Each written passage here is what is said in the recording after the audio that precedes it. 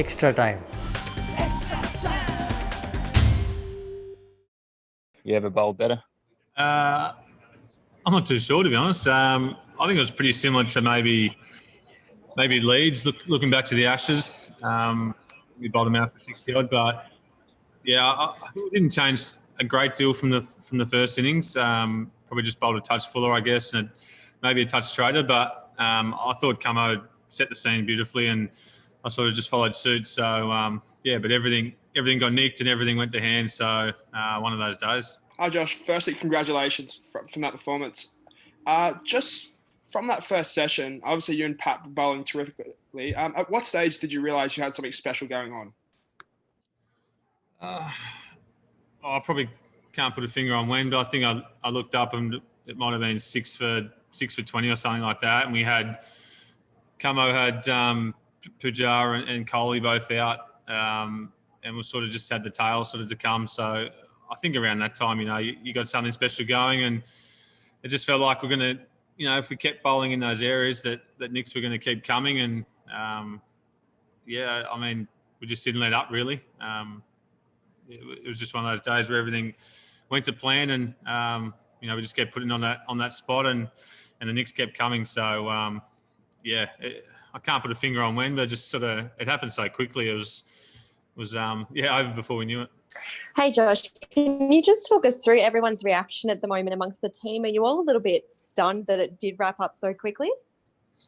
We're a little bit stunned, I guess. Probably a little bit more stunned as soon as we came off from bowling, I guess. And obviously we had to chase 90, but we were pretty confident in that. I guess the mood didn't change too much throughout the whole game, to be fair. I know we were behind by 50 after the first innings, but it was sort of a calmness amongst us. And I think the bowling, I could probably speak for the bowling group in saying that we sort of thrive on those situations when we're a little bit behind, and it's up to us to sort of change the momentum of the game. And I guess that's what we did today.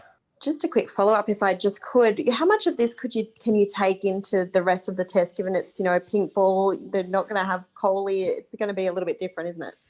Yeah, I think it's going to be a little bit different. It's a lot different wicket here with the pink ball than say Melbourne with the red ball. So it's probably a fresh start to a degree for both batters and bowlers, I think. And they're obviously going to have a player come in for Virat, and they've got some class players on the bench, to be honest. So a good player is going to come in, and we'll have some plans for him, no doubt. G'day, Josh. Just a quick one about, I guess, that balance of factors you get when wickets can fall quickly. Is it that you've got confidence that there's enough, I suppose, pace and movement in the pitch that you can go that bit fuller to the length where you will get the edge rather than, I suppose, a play and miss or sort of keeping a cap on the scoring rate? Yeah, absolutely. I think, even speaking to our batters, the pink ball, when it's full, it's probably a different story than the red ball.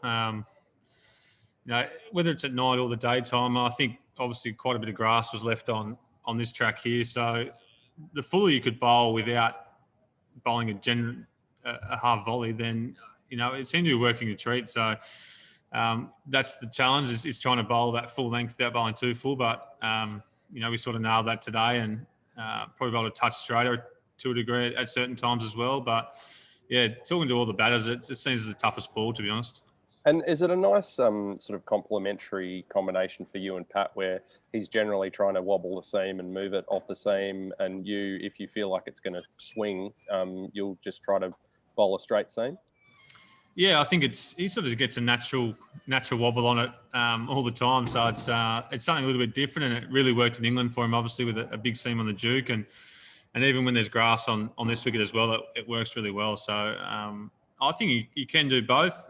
He's not a big swinger of the ball, but he can do it from time to time. But it's a nice little change that all three of us are a lot different, I guess. Hi, Josh. I think the last spell of that type at Adelaide Oval was Tim May. I think he took 5 for 9 against the West Indies. And he said during the middle of that, he was actually scared at how well the ball was coming out. It was freaking him out. Did you kind of get that feeling as it was unfolding today? I don't think you could say that. It certainly was coming out nice. I mean, rolled in first ball and happened to get a wicket. So it sort of gets you in a good frame of mind and pretty confident, I guess, after my first over, and just took it from there, really. Seemed to be bowling in a new batter, whether I was getting the wicket or Camo was. So that's always nice as well to come up against someone fresh and facing their first delivery. I mean, it's certainly coming out nicely and hitting a good length. But yeah, there was really no plays and misses, to be honest. They all seemed to catch an edge, and yeah, that can happen sometimes. Hey Josh, congratulations, mate. I know you won't be complaining, but what were your thoughts on the wicket? You know, a lot of wickets, obviously, and the match finishing in less than 3 days. Was it? Did they get it a bit wrong, or you know, is it just a case of, you know, we shouldn't sort of shout down every time there's something there for the bowlers? I certainly agree with that last bit. Yeah, I'm not too sure. I think, you know, the wicket was probably a little too flat last year. It all depends when you get the new ball, to be honest. If you're bowling plenty of overs with the new ball at night, things can happen really quickly, or an overcast day, and if it gets a little bit of swing. So things can happen quickly in the pink ball game, and vice versa. It was quite hard work, even the last probably 2 or 3 years during the daytime with a relatively old ball. So I'll never say no to more grass, that's for sure. Yeah, I think I was happy with this year. A few guys scrapped to, you know, 60s and 70s, and probably the guys who probably went out there with a bit more intent and played their shots probably got rewarded to a degree. Josh, from the overall context of the game, how important was Tim Payne's 73? Because that, you know, ensured that the lead remained in between 50 and 55. And second question, Joe Burns, today he completed a half century. How much confidence he will take from that innings? He was struggling in the past days. Yeah, I think hugely important was last night. I think it was 7 for about 110. So the last 3 wickets to put on, you know, 80 runs, hugely important in a low-scoring game. Payne batted beautifully with the tail, and a few of our guys chipped in here and there. So he's batting as well as I've ever seen, I think. Bowling to him in the nets and in the centre wicket here leading into the game, he was batting really well. So he's got some good confidence going. And as well, Joe Burns happened, I think it was a perfect scenario today to be chasing a low score, sort of might have freed him up, and they set pretty attacking field. So there's plenty of gaps to sort of get on a roll and get a bit of confidence back after his lean run. But we always have faith in him and give him as long a run as possible. And yeah, he'll take a lot of confidence out of that. Hey Josh, just wondering how big a result do you think this can be in terms of the entire series? I suppose you probably won't have huge workload concerns after an early finish, and B, just the challenge for India now to pick themselves up after a day like that without your captain as well.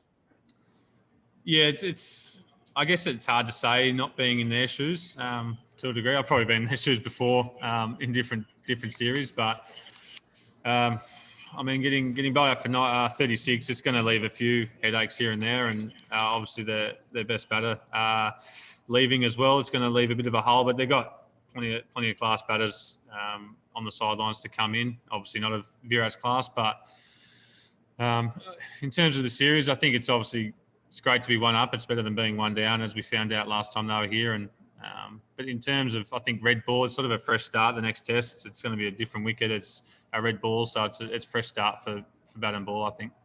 Hi, Josh. Congratulations.